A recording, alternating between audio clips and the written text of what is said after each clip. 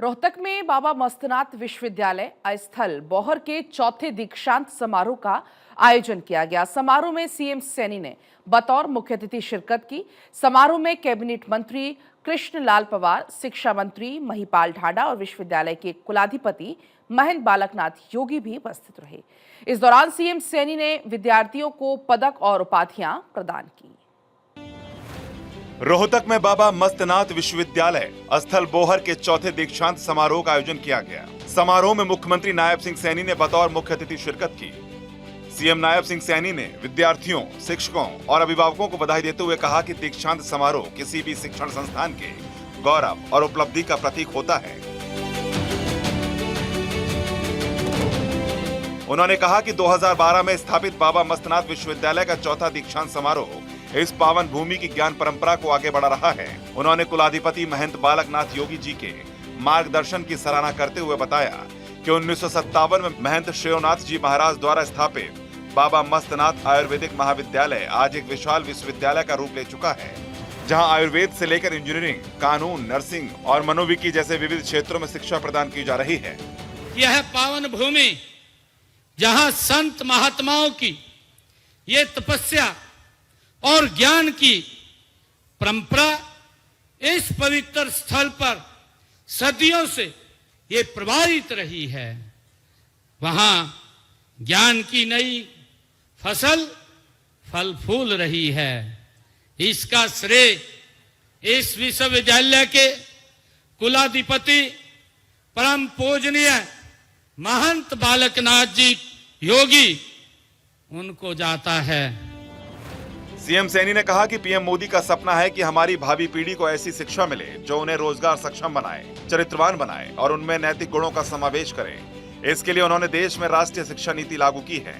हरियाणा देश का पहला राज्य है जिसने अपने सभी उच्च शिक्षण संस्थानों में राष्ट्रीय शिक्षा नीति को वर्ष 2024 में लागू कर दिया है। उन्होंने कहा कि हरियाणा सरकार का लक्ष्य है कि हर विद्यार्थी को गुणवत्ता परक शिक्षा के साथ रोजगार प्रशिक्षण भी मिले। इस दिशा में शिक्षा को कौशल विकास से जोड़ने के लिए स्कूलों में NXQF कॉलेजों में पहल योजना, विश्वविद्यालयों में इंक्यूबेशन सेंटर और तकनीकी संस्थानों में उद्योगों के साथ MOU जैसे ठोस प्रयास किए गए हैं।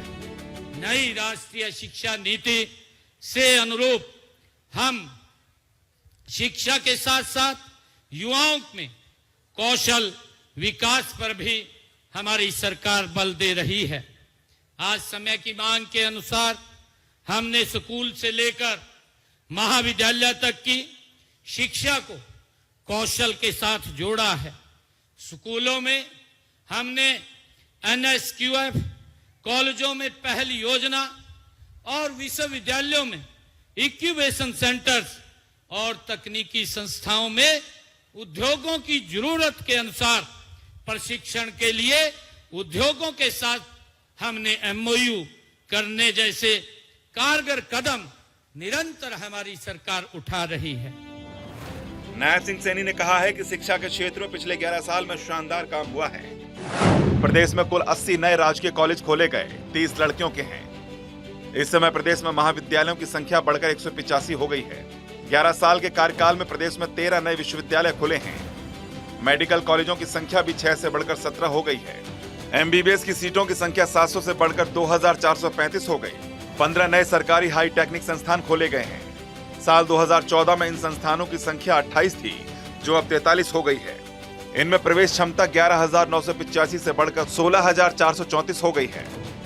इसके अलावा हरियाणा कौशल रोजगार निगम के माध्यम से भी युवाओं को न केवल रोजगार दिया गया है, बल्कि उन्हें रोजगार की सुरक्षा भी दी है। नायब सिंह सैनी ने कहा है कि राज्य सरकार शिक्षा के क्षेत्र में ऐसे सुधारों पर बल दे रही है जिनसे युवाओं को गुणवत्तापूर्ण शिक्षा के साथ साथ रोजगार के अवसर भी मिले और वो समाज और राष्ट्र निर्माण में सक्रिय भूमिका निभा सके। प्रदेश सरकार ने बिना पर्ची खर्ची अब तक 1,80,000 युवाओं को योग्यता के आधार पर सरकारी नौकरियां दी हैं और तीसरे कार्यकाल में 2 लाख नौकरियों का लक्ष्य रखा गया है।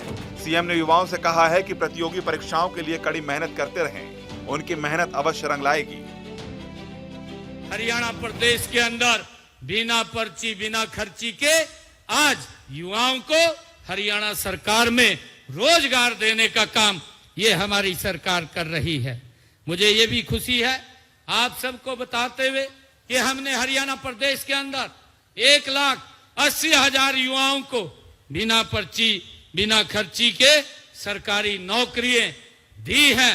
आने वाले समय के अंदर भी हमारी सरकार गति से युवाओं को ये और आगे नौकरियों में प्रतिनिधित्व देने वाली है।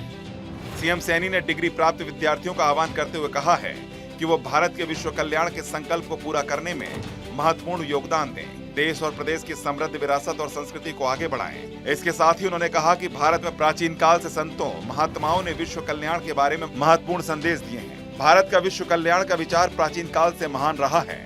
इसके साथ ही उन्होंने कहा कि धर्म की रक्षा, प्राणियों का कल्याण तथा देश को विश्व का सबसे मजबूत और महान राष्ट्र बनाने में हर नागरिक अपने कर्तव्य का पालन करें। विद्यार्थी शिक्षा ग्रहण कर हर क्षेत्र में भारत का गौरव बढ़ाएं। प्रधानमंत्री नरेंद्र मोदी के 2047 तक देश को दुनिया का विकसित और सबसे ताकतवर देश बनाने में सपने को भी साकार करने में सभी योगदान दें। चंडीगढ़ से डॉक्टर थानेश्वर शर्मा की रिपोर्ट।